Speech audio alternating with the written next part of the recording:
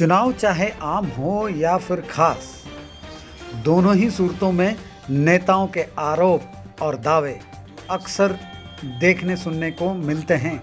इसी तर्ज पर क्योंकि दिल्ली में 5 सीटों पर उपचुनाव होने हैं, तो पक्ष विपक्ष दोनों ही आरोप प्रत्यारोप की राजनीतिक रोटियां सेकने में मशगूल हो गए हैं। नेता विपक्ष ने दिल्ली सरकार पर जमकर अपनी प्रेस वार्ता में हल्ला बोला।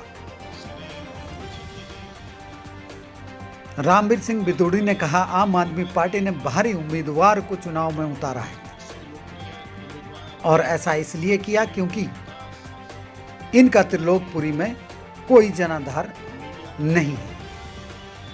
आपको बता दें कि पिछली बार इसी सीट पर आप पार्टी के पार्षद जीते थे, जो बाद में विधायक बने। श्री ओम प्रकाश जी को इस क्षेत्र से पार्टी का उम्मीदवार बनाया गया है। बहुत ही लोकप्रिय कार्यकर्ता हैं, इसी क्षेत्र में रहते हैं और जो जानकारी मुझे दी गई कि आम आदमी पार्टी के पास इस क्षेत्र में कोई ऐसा कार्यकर्ता नहीं था जिसको वो चुनाव लड़ा सके। आम आदमी पार्टी का जो उम्मीदवार है वो बाहर ही है। कुछ बातें हम आप सभी के साथ, मीडिया के बंधुओं के साथ, और क्योंकि यहाँ पे हमारी पार्टी के कार्यकर्ता भी उपस्थित हैं, कुछ बातें इस चुनाव के अवसर पर मैं जरूर कहना चाहूँगा।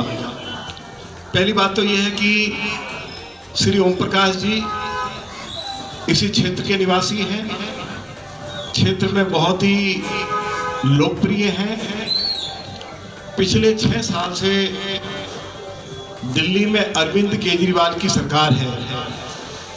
आखिर मैं उनसे पूछना चाहता हूं, क्योंकि वो पार्टी के भी राष्ट्रीय संयोजक हैं, दिल्ली के चीफ मिनिस्टर भी हैं, तो मेरा सवाल उन्हीं से है कि वो 6 साल में बताएं कि इस वार्ड में उनकी सरकार क्या क्या विकास के कार्य कर पाई।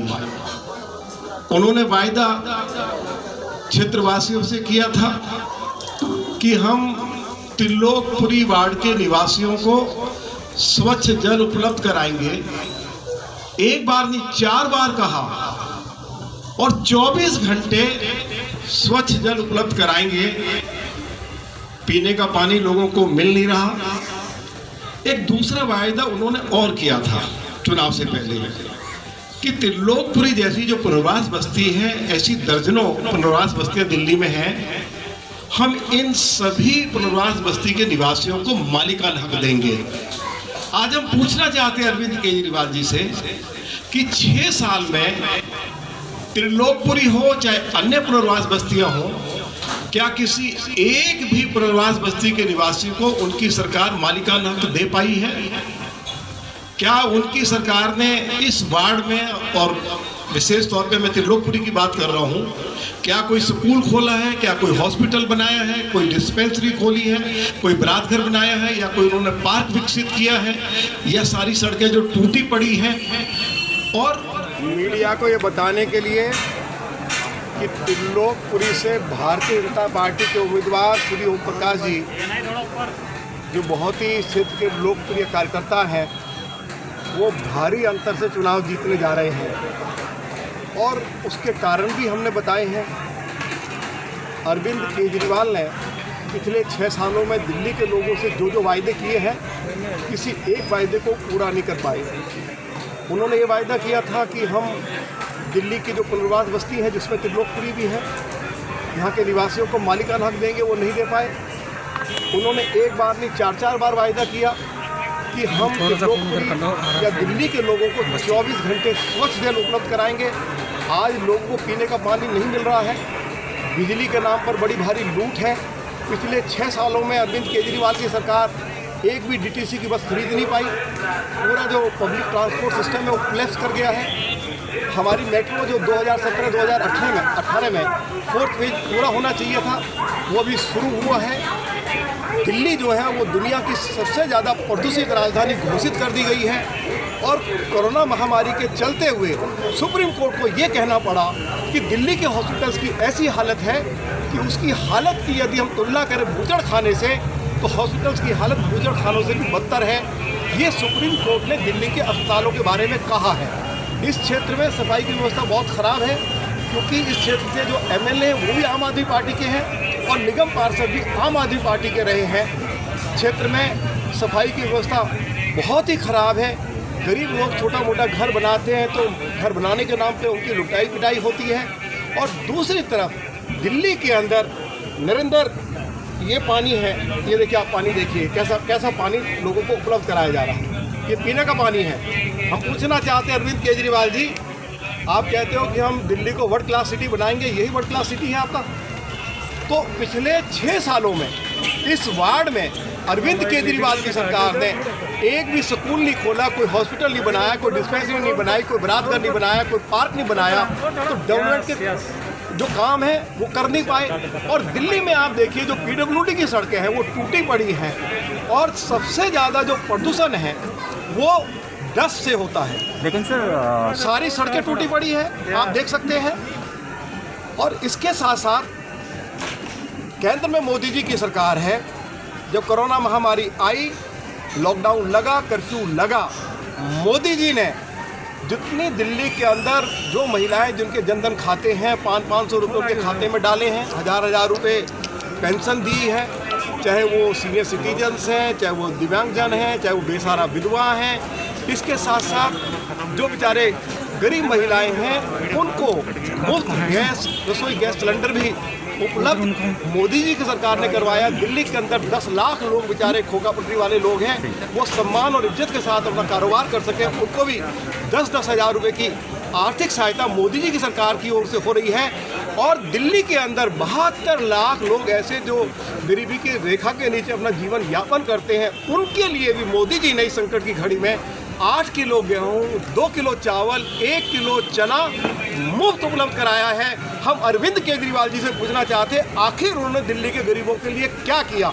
हम उनसे ये भी पूछना चाहते हैं कि उन्होंने विधानसभा में हमसे ये वायदा किया था, हमने सवाल उठाया था कि दिल्ली के अंदर प्रधानमंत्री आवास योजना को आप क्यों नहीं लागू होने दे रहे हैं, दिल्ली के अंदर आयुष्मान भारत योजना को क्यों लागू नहीं होने दे रहे हैं। तो दिल्ली के डिप्टी चीफ मिनिस्टर ने वायदा किया था कि हम इनको लागू करेंगे।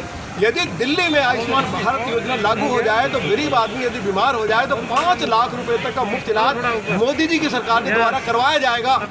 यह योजना केजरीवाल ने दिल्ली में लागू नहीं होने दी।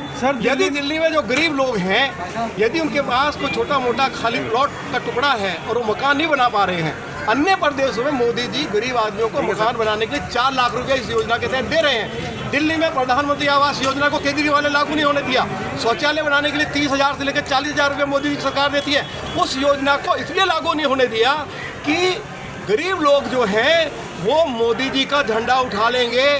केवल इससे मोदी जी को या भारतीय जनता पार्टी को बहुत फायदा होगा, इसको देखते हुए उन्होंने गरीबों के लिए जो मोदी जी की सरकार योजनाएं चालू कर रही है, पूरे देश में चलाए हुए हैं, उनको दिल्ली में लागू नहीं होने दिया। इस चुनाव में लोग ओम प्रकाश जी को चुनाव जिताकर और आम आदमी पार्टी के उम्मीदवार की जमानत जब्त कराकर उनसे और उनकी पार्टी से बदला लेंगे। सर, दिल्ली में उपचुनाव के 5 सीटों पर चुनाव हो रही, तो क्या माना जाए कि 5 सीट भाजपा के झोली में? देखिए, बात ये है 4 सीटों पे तो कोई मुकाबला ही नहीं है। 4 सीटों पे तो भारतीय जनता पार्टी भारी मतों से, भारी अंतर से चुनाव जीतने जा रही है। और जहाँ तक 1 सीट की बात है उस पर ट्रेलर फाइट हो रही है, कुछ भी हो सकता है। सर, एक तरफ पेट्रोल की दाम हर दिन बढ़ता जा रहा है, इसे देखकर आप कैसे कह सकते हो कि हम 4 सीट पर जीत रहे हैं? आप मुझे ये बताइए, अरविंद केजरीवाल के मुख्यमंत्री बनने से पहले पेट्रोल पर वैट होता था 20%, अब बढ़ा के उन्होंने कर दिया 30%। अरविंद केजरीवाल के मुख्यमंत्री बनने से पहले डीजल पर वैट होता था 14.25% और बढ़ा के इन्होंने 30% किया, थोड़ा उसमें रियायत की है। तो पेट्रोल और डीजल पर केजरीवाल जो है वो डीजल पर 14% वैट करें और पेट्रोल पर 20% करे जो पहले था उनके मुख्यमंत्री बनने से पहले। देखो फिर पेट्रोल डीजल के दाम कम हो जाएंगे। सर वहीं जब कांग्रेस की सरकार थी सिलेंडर का रेट 400 रुपये था, तो जब आप बीजेपी प्रदर्शन करें आज 900 रुपये है, तो उसके लिए आप क्या कहेंगे? क्या बोला? सिलेंडर का जो रेट आज 900 रुपये है आज, हाँ, तो जब केंद्र में कांग्रेस की सरकार थी तब लाइन लगाकर मिलता था 1 किलोमीटर लंबी लाइन, 1 किलोमीटर लंबी। पहला मुद्दा तो आप ये देखिए, गंदे पानी की समस्या।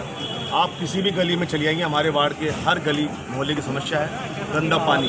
जनता ये कहती है कि भाई चाहे हमसे आप पैसा ले लीजिए, लेकिन आप हमें साफ स्वच्छ पानी दीजिए, जिससे कि हम पानी को पी सकें और अपने परिवार में और जो काम उन सब काम को हम कर सकें। क्षेत्र जनता का सबसे बड़ा समस्या है। दूसरी समस्या है कि क्षेत्र में आप गंदगी का अंबार है।